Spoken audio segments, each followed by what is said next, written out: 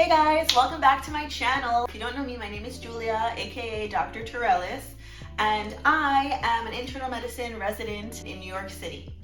So, welcome to my video. This is going to be a 6-month residency recap. So basically, I have completed 6 months of intern year. Oh my gosh, it's crazy. It's going by so fast. But y'all, I have to tell you, intern year, residency is hard, man. It is hard. It is tiring, and it definitely tests you sometimes, man.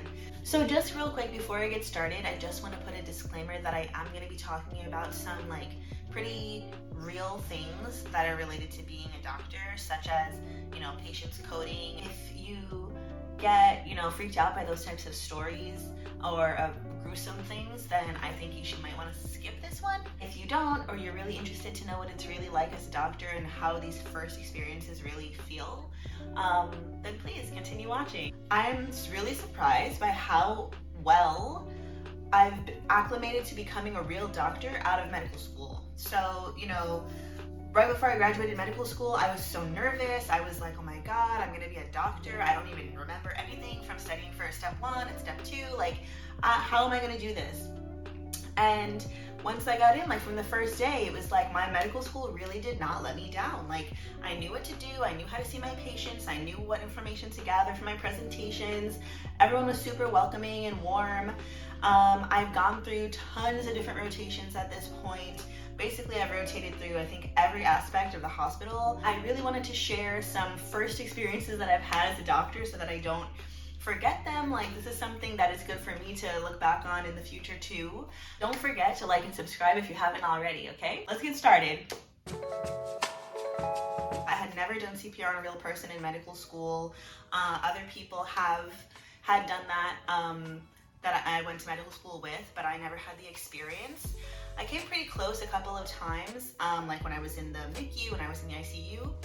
I had patients who were coding and everyone was getting in line to do CPR, and I'd be next in line, and then the person thankfully would come back. We'd get their heart beating again and there was no need to do CPR again. So I would always come so close to having to do it, and then I didn't do it.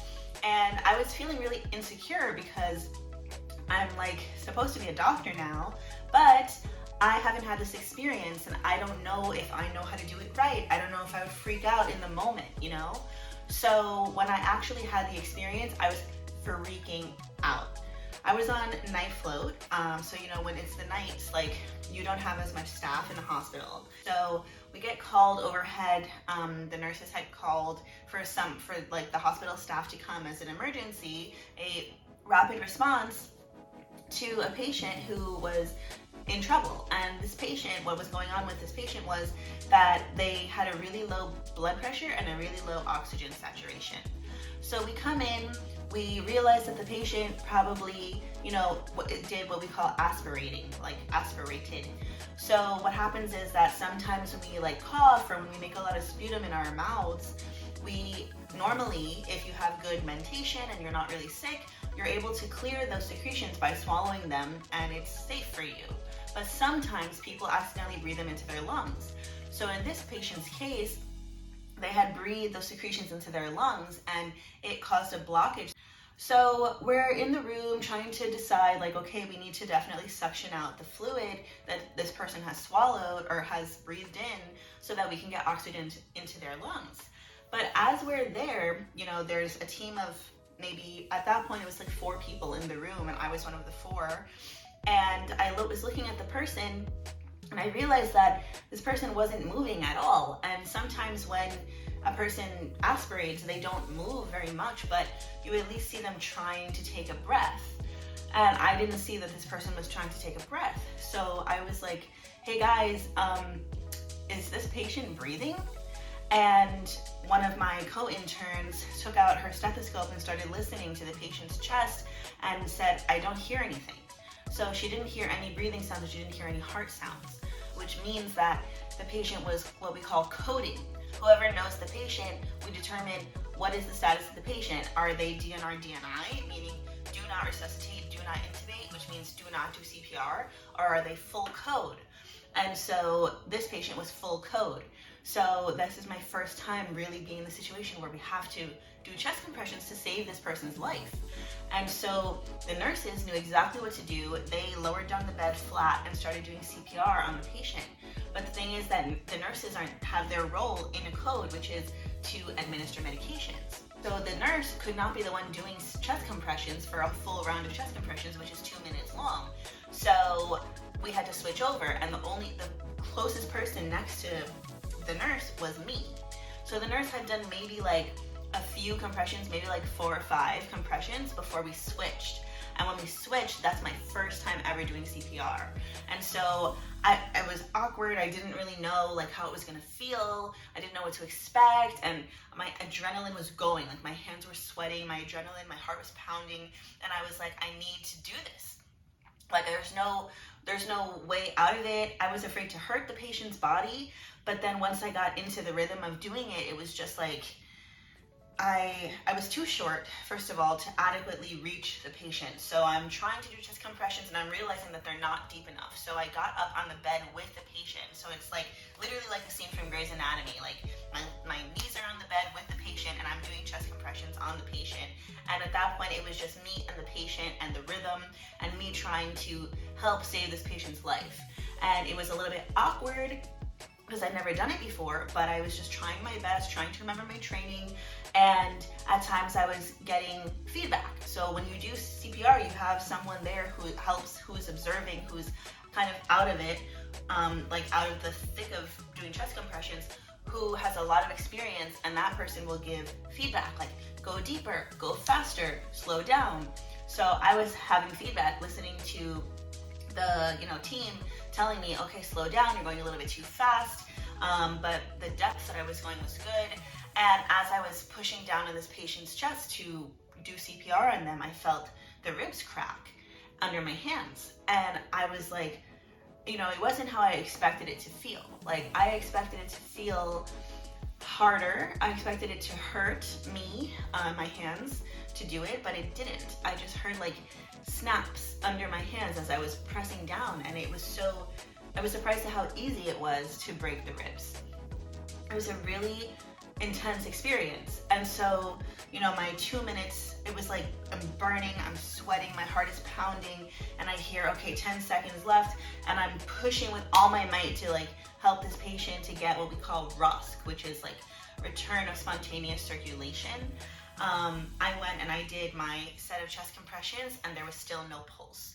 So after that, the next person goes and we rotate through, because one person cannot just stay doing chest compressions on a patient. You have to you have to switch out, or else if I get too tired, like I wouldn't adequately be able to keep helping the patient, right? So we rotated and we did that 4 times, and I was back up. I was the 4th person to go and also the 1st person to go. And after that second set of chest compressions that I did, we got ROSC. So thankfully the patient's heart was beating again, and we could see it on the ultrasound, it was beating. And I felt so happy that we were able to actually like get this patient's heart to beat again. So it was a very intense, surreal experience. My arms were tingling and shaking afterward, like I had done the biggest workout ever, which basically that's what it is. It's like a major workout. And I had bruises on my hands from the patient's ribs. And I was just happy that we had been able to actually get ROSC. After that, the patient ended up going to the ICU, of course, and had to be intubated in order to protect the airway and make sure that we could help their body to recover from this really traumatic event. So when I was in medical school, like we didn't learn too much about how to give bad news to patients. We learned it's called the spikes technique, which is where you kind of sit down at eye level with the patient and you have to like ask them, how much information do you want? Do you want all the information? Do you want, a little bit of information? And like you have to let them know that you have bad news, stuff like that. We did like a test, and when I took that test, I bombed that test with a standardized patient in medical school. Oh my God, it was really hard, that test. And it stuck with me because it's scary to give bad news like to a patient. So what happened was that my patient came in, and based off of their lab results and based off of their presentation, we were able to pretty confidently say that this patient had cancer. And they didn't know that they had cancer. This was a new diagnosis of cancer that we had just made here in our hospital. I was the patient's frontline provider, meaning like I'm the intern who has the most face time with the patient, and this is the person that I developed the strongest relationship with besides the attending. But even the attending is only there like for the beginning of the day, and as the day goes on, if the patient needs something, they request for like their doctor to come, and that would be me. So in this case, we had to break it to the patient that the patient had cancer, and we had to do it sooner rather than later because we were consulting other services to help, manage the overall care of this patient, and we didn't want somebody else to just walk in and assume the patient had been told about their diagnosis and assume that the patient was, knew about it and had time to process it. So I remember it very vividly. I went into the room with my attending. The patient was in the bed, and there was a family member at the bedside, and I explained what we had found, and I explained to the patient that the diagnosis was cancer, was new cancer. And at the time, the patient didn't even react, just stared at me, didn't say much, was a little bit surprised, but also shocked, which is a completely understandable reaction. And the family member was very much like, what do we do to fight this? What's the next steps? Like, what do we do next? And my attending was there with me, but I was the main person talking and delivering the news. And then my attending took over to say like what the next steps were, because obviously I didn't know. I'd never dealt with this before. So after that discussion, we asked, if the patient had any other questions. We asked if the family member had any other questions, but obviously they needed their time to process. We walked out of the room together, me and my attending. And my attending turned to me and said, "How do you think that went?" And I just started crying, like hysterically crying. And all I could think about was, you're a doctor, like you're not allowed to cry. This is bad. I'm gonna get a bad evaluation because I'm crying. But I felt so much for the patient. I felt so, not bad. Obviously, I felt bad because it was a life-changing diagnosis.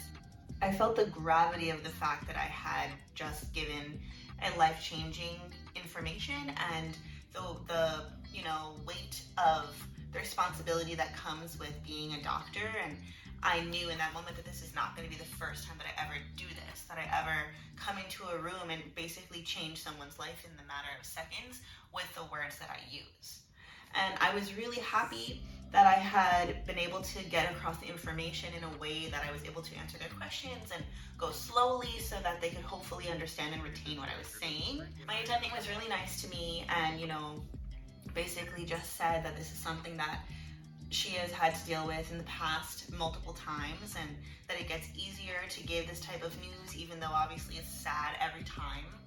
And she was just very kind, and I just tried really hard to suck it up really fast because I didn't want a bad eval.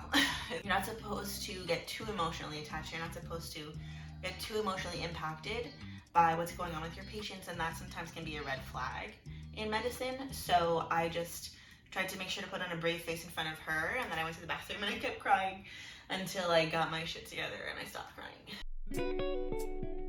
So I'm happy to say that throughout this intern year so far, I've gotten a lot more comfortable with the actual work, right? So coming into it, it was very daunting to admit new patients. Like, of course, in medical school, I had, been in the emergency room and I had talked to patients and gotten the H&P and the history of present illness, of why they're in the hospital and their family history and their social history and so on. But now it was like I was a real doctor and I was afraid kind of to go and interview patients for the first time and do admissions. I was intimidated by the idea of going in and being the first face of information that wasn't going to get kind of double checked on. And I was really afraid to present to the attending and really afraid to present in front of my peers because I didn't want to look stupid or look like I did something wrong or that I didn't know what I was doing.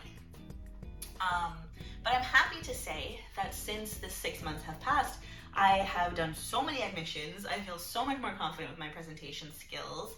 I feel so much more confident with knowing what information to gather and to help a patient basically get admitted into the hospital. It's not as bad as I thought it was going to be. And I'm happy with the level that I'm at. I think that I'm progressing at an appropriate level, but I'm always striving to be better. And with every attending that I have, I try to learn something from them so that I can apply it to myself, because eventually I'm going to be that attending and I want to carry with me like how to practice medicine and take bits and pieces from every attending I meet, which is like cool. It's a really great experience, and I think my attendings at my hospital are amazing to learn from. Being an intern, of course, you're going to be gathering information similar to as a medical student, but now as a doctor you have to take that information and synthesize it and analyze it and say, what are you going to do about it? What more information do you need in the labs and the imaging that you can order? What medication should you give? You know, what are you trying to treat? What is your diagnosis? What is your clinical judgment? And that part is a little bit harder just because I'm not as used to doing it, but I'm slowly working my way towards it. And intern year has been a lot too of finding out like when to freak out about something and when to not freak out about something. Because as a medical student, you freak out about everything. Like every lab, the potassium is 3.8, oh my God, like you freak out about everything. And as an intern going through the year, you realize like some things are emergencies and you should freak out and you should do something more, you know, like you should be on top of it. And some things you can manage and you can basically handle without freaking out, kind of. I don't know, how is a better way to explain that. But you don't have to freak out about everything. I just wanted to share some of my first experiences as a doctor in the first 6 months of residency. And I hope you guys enjoyed me sharing these stories with you. Oh, they call it residency for a reason. I feel like I live at the hospital, y'all. With all that being said, thank you guys so much for watching, and I hope to see you guys in the next one. Bye!